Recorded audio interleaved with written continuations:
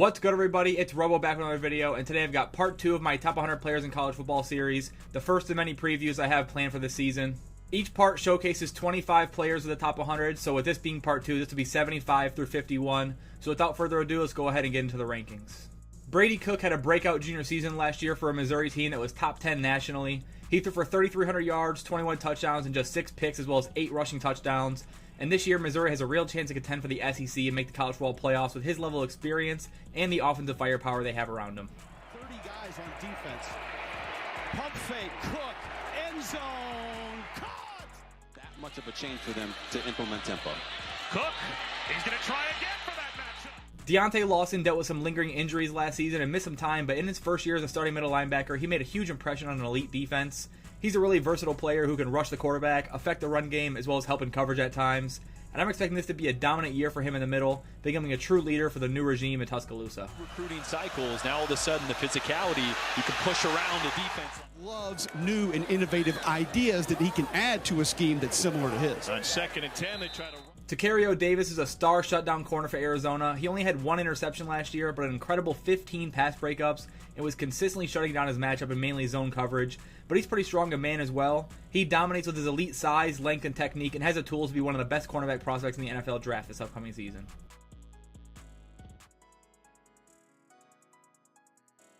Loving it. Johnny Nansen completely baited into this throw. See Davis? Looks like he's running with a tight... RJ Harvey's a smaller back, but is ridiculously elusive and unstoppable in the open field.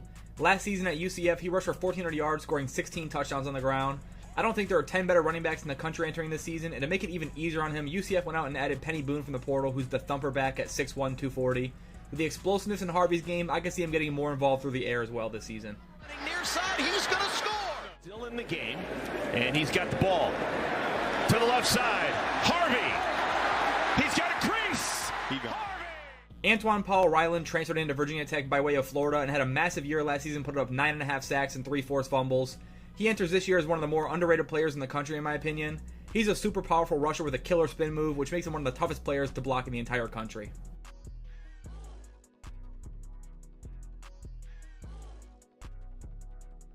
Wilson in trouble, a fumble. Schrader out of the end zone. Here comes the pressure. Schrader.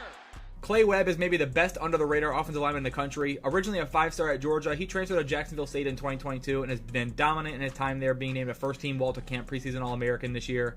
He's the anchor to the Jacksonville State run game, which has been extremely productive since he got on campus.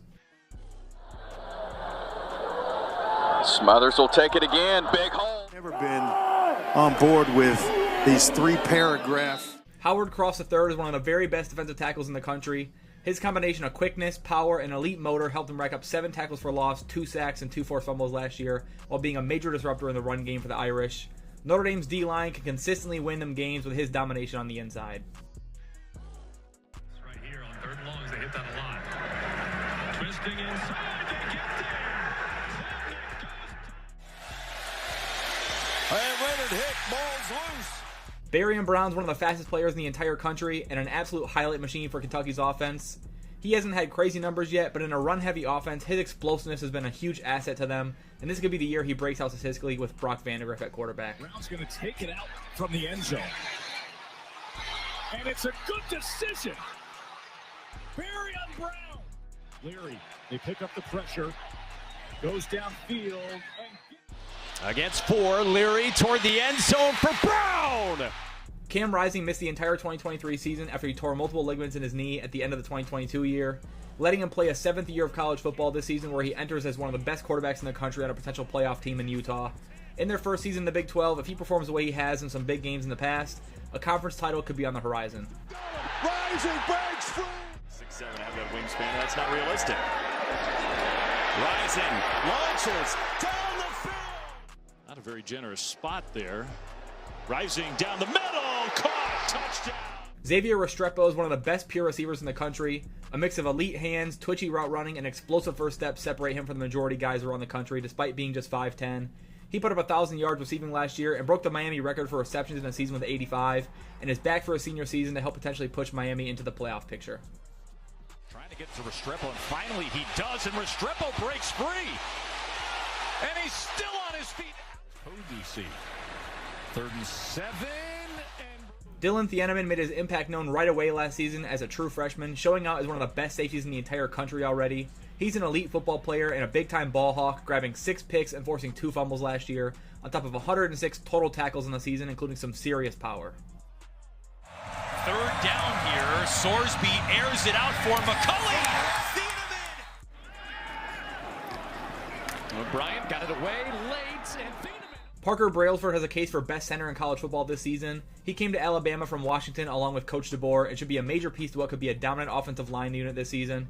Last year as a redshirt freshman, he was named a first-team freshman All-American and the number 2 center in the country by PFF, and shouldn't struggle to snap the ball as much as Seth McLaughlin did last year for Alabama. Talking about how they dealt with it. Set up the screen. Alec Manor burst onto the scene after his dominant performance up against Travis Hunter in Colorado last season, going for nearly 300 yards in that one game alone on top of a ridiculous catch on Travis's head. Overall in the year, he put up 1,000 yards and 6 touchdowns while playing in a really poor offense, and did so as just a redshirt freshman last season, which makes those numbers look even crazier. One man to beat. Here's Daniels, lobs it down the sideline, and what a catch, and out of bounds. Nice, good job. Daniels looking for the corner long. It's Devin Neal's breakout season was as a sophomore in 2022, where he had 1,100 yards and 9 touchdowns. But as a junior, he exploded beyond that, racking up 1,500 yards of offense and 17 total touchdowns. He's a major part of the Kansas offense and one of the best pure runners in the country.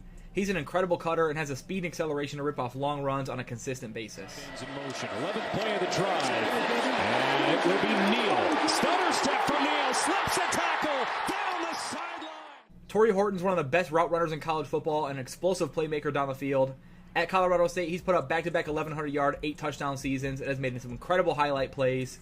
He's got solid size for an outside receiver at 6'2", and will eventually fill out his frame more to become a more physical receiver on top of his current skill set. They couldn't get to him. Nicolosi, with his quarterback, is in trouble. Starts to work back down the stem. You see he's got that right foot in. Pulls it out on the slant. Horton with the catch. Got them to show pressure. Deep heave. Horton one-on-one against Odoms. He caught it. Kyman Rucker was one of the better edge rushers in the country in 2023, putting up 8.5 sacks and 15 tackles for loss for North Carolina. His speed and quickness allows him to primarily be a stand-up speed rusher off the edge and make plays sideline to sideline. His speed and bend off the edge just makes him completely unblockable on some plays.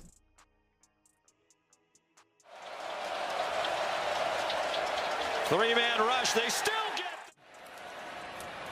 And the handoff up the middle.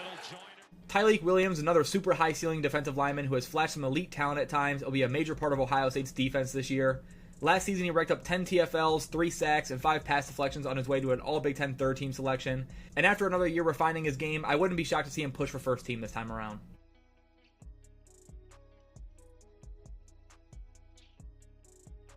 Tackle their 40-plus points in all 4 of their games so far. They get to the motion man. Now Estime, no, empty on 3rd and 5. Here come the linebacker.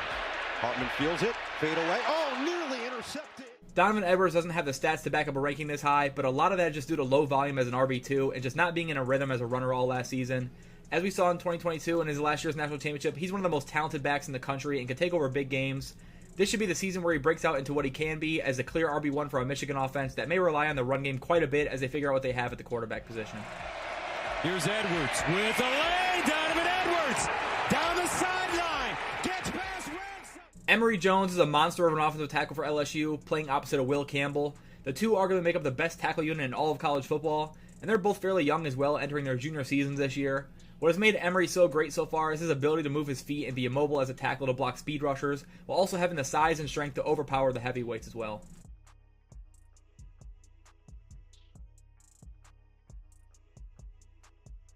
Taj Brooks is an absolute bruiser running back who broke out last season with a 1,600-yard, 10-touchdown year, landing himself on first-team All-Big 12 and a finalist for the Doak Walker Award. He chose to come back to Texas Tech to improve his versatility as a runner. Last season, he was an unstoppable force with the ball in his hands, so if he improves his ability as a receiver and his speed at all, it'll be another incredible season for him. Beat by Taj Brooks, who's off to the races. First and goal, keeps it on the ground. Here's Brooks with room.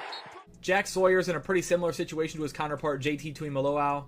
Lower production than expected, but still an elite talent off the edge. With the star power in this Buckeye defense this year, expectations are really high for what Sawyer can do in his 4th year with the program. He had a solid season with 6.5 sacks last year, but he'll definitely be looking to improve on that number and be considered for a first-round pick this spring. Here's Williams. Under pressure, thrown down. I think you're seeing that tonight. Mertz steps up and he will get dropped. Kyle Monangai is one of my personal favorite running backs to watch in the country at Rutgers. He's only 5'9", but he rushed for over 1,200 yards last season, leading the entire Big Ten in his breakout year. As a runner, he's got an elite cutting ability and is super quick decision maker with great vision. And he's probably going to be relied on heavily again this season to take this Rutgers team to where they really want to go. Hitting the gap. Into the second and third level, Monangai. A career best performance. Takes the handoff, makes the first man miss. Cuts back to the middle. Monangai. Ruben Bain Jr. was just a true freshman at Miami last year, but played in all 13 games and put together a 7.5 sack, 12.5 tackle for loss season, displaying some elite explosiveness and bend as a pass rusher. True freshmen usually have a hard time seeing the field due to a lack of size or strength, but his freakish burst forced his way onto the field. So now getting an entire offseason to work on his body, the sky could be the limit for what Bain can do this season. Great climb in the pocket. Robinson in the backfield. Sprague. Pocket collapsing. Flag on the play. Ball is loose. Tez Johnson transferred to Oregon from Troy last year and was the number 2 receiver last year behind Troy Franklin. In his first year, he caught 86 passes for nearly 1,200 yards and 10 touchdowns, and displayed freaky speed and route running ability that make him one of the best slot receivers in this upcoming draft. He's pretty undersized, but it should have another incredible season this year, playing alongside Dylan Gabriel and Evan Stewart. Oh, Tez Johnson's behind. Tez Johnson gone. Danny Stutzman is one of the best linebackers in the country, being named to the All-American third team last year and entering this season as a preseason first-team All-American. He's a super versatile linebacker who played multiple spots for the Sooners defense last year. He's got good size at 6'3", 230, and racked up an absurd 16 tackles for loss and a pick 6 last year, and will look to improve on that even further this season.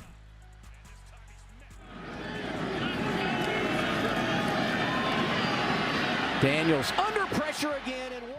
That's it for part 2 of my top 100 players in college football series. Let me know your thoughts down in the comments below, and if you think anybody's overrated or underrated, feel free to leave a like and subscribe if you haven't already, and I'll see you guys in the next one. Peace.